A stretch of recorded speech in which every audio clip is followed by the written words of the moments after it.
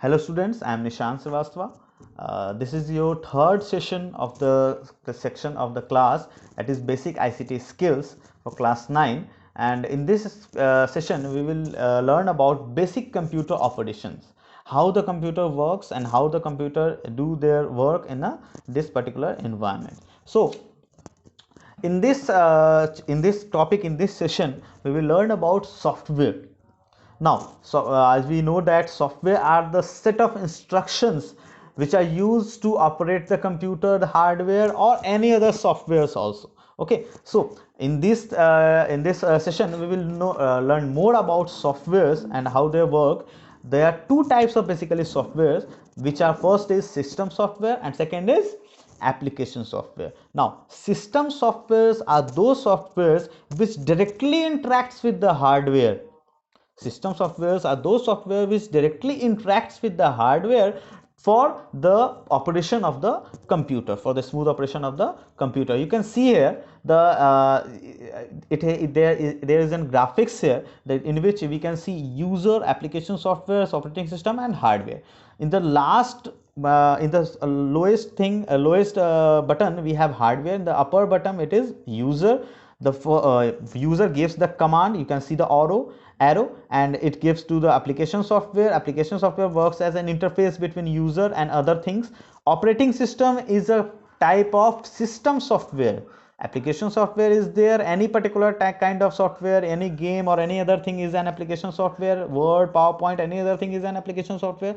Operating system, it gives the commands to operating system, and operating system manages and the things and gives the command to the hardware, and hardware then processes it and again give it to the operating system, and then operating system gives it to the application software, and application system interact with the user to give the system. So here you can see that application software are used to interact with the users and operating system are used to interact directly with the hardware. So by this operations all the systems of the computer works efficiently. Okay, another thing, there are different types of system softwares here and different types of application softwares here. We can see file management tools, any kind of file management, file manager, file system, they are your system part of your system software. Operating system, it is the most important part of your system software, most important type of system software.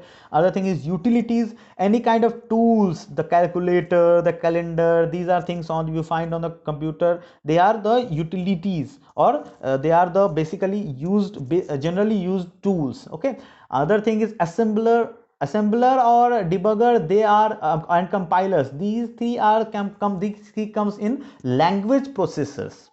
Now, what are language processors?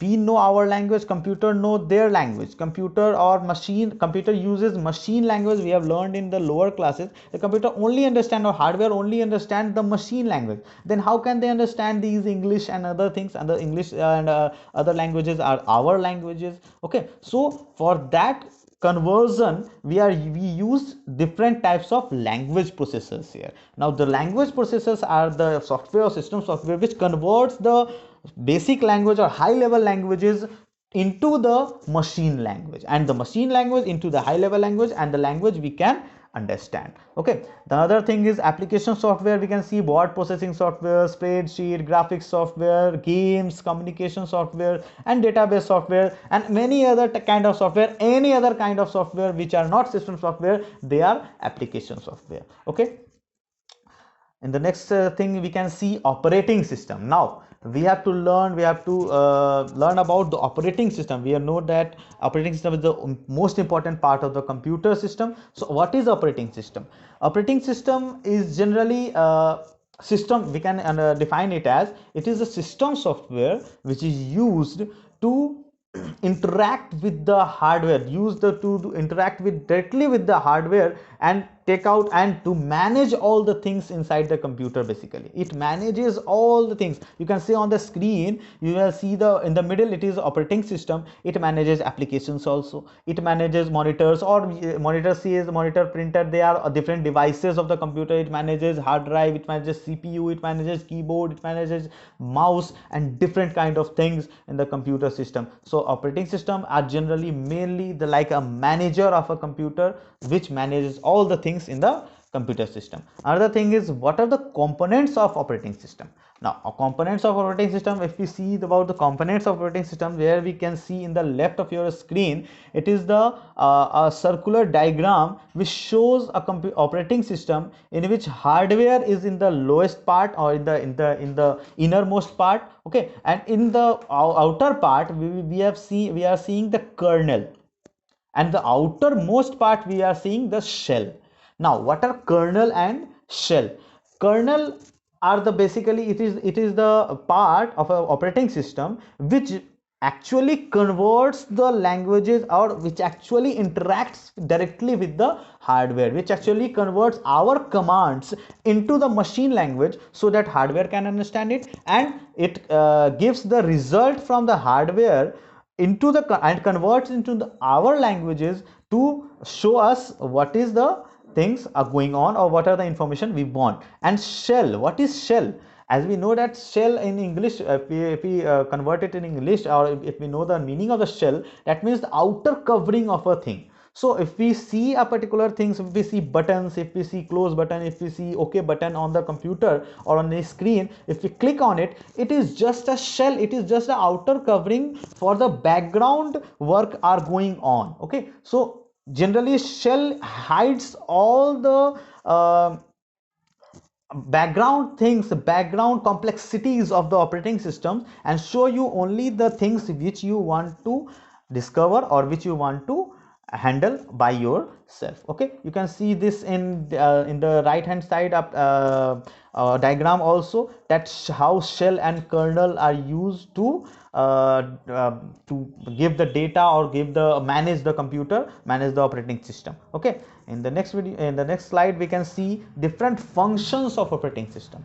Now, obviously operating system is the manager of the computer. So operating system also have some functions. So they are given 8 functions. First function is memory management. It always manages the memory, that what data should go into the primary memory, what data should go into the secondary memory, what data is needed here, what data is needed there. Okay, second is device management. It also manages all the devices, the keyboard, the mouse, the monitor, the different peripheral devices according to the user's need. The third is processor management. The processor management means the processor, computer's processor is also the most important part of most hardware of the computer. So it manages operating system also manages the processors of the computer, so that it cannot get damaged or any other things. Another thing is security. We get security by using operating system. We can